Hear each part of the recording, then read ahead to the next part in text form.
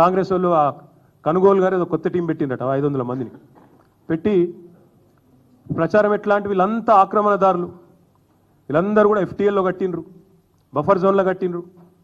అంటే మరి ఇన్ని రోజులు గుడ్డి గుర్రాల పన్ను దొమ్మిరా మీ ప్రభుత్వాలు, గతంలో కాంగ్రెస్ ప్రభుత్వాలు?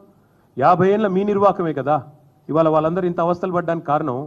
50 ఏళ్లలో ఎన్నడన్నా పట్టించుకున్నారు? ఇగో ఇది 2016లో మా ప్రభుత్వం వచ్చిన తర్వాత ఫస్ట్ టైం హైదరాబాద్లో చెరువులు, వాటి యొక్క ఎఫ్టీఎల్, వాటి బఫర్ జోన్లు డ్రా చేస్తూ ఫస్ట్ టైం ఒక జీవో ఇచ్చిన ప్రభుత్వం మా ప్రభుత్వం 2016లో.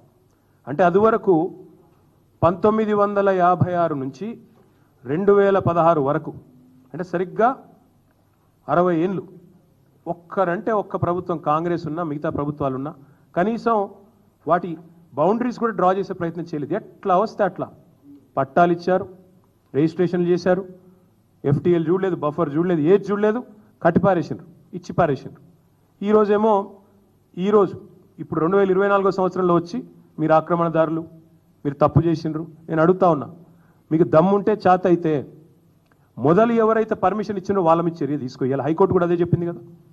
ఎవరైతే పర్మిషన్ ఇచ్చిండ్రో ఆనాడు, ఎవరైతే అధికారులు, ఎవరైతే ఆనాడున్న ప్రభుత్వాలు, ఎవరెవరైతే ఈ ఆక్రమణలను, మీరు ఈరోజు ఆక్రమణలు అంటున్నారు కదా, వాటిని ప్రోత్సహించిన వాళ్ళు ఉన్నారో మీ ప్రభుత్వాలే గతంలో, వాళ్ళ మీద చర్య తీసుకో.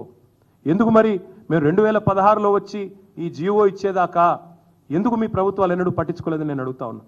ఇవన్నింటికి మించి లక్షలాది మంది జీవితాలు అంధకారం చేస్తా అంటే ఒక మాట అడుగుతా ఉన్న ముఖ్యమంత్రి, నేను మీ ప్రాధాన్యం ఏంది అసలు? ప్రజలకిచ్చిన మాట నిలబెట్టుకుంటావా?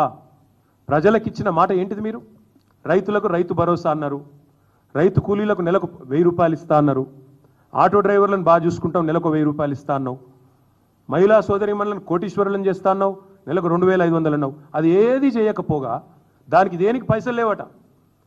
దానికి మాత్రం పైసలు లేవు, చేతులు రావు, మనసు రాదు. కానీ 1,50,000 కోట్లు ఒక మూసీ ప్రాజెక్టు. నేను ఒకటి అడుగుతా ఉన్నా, మూసీ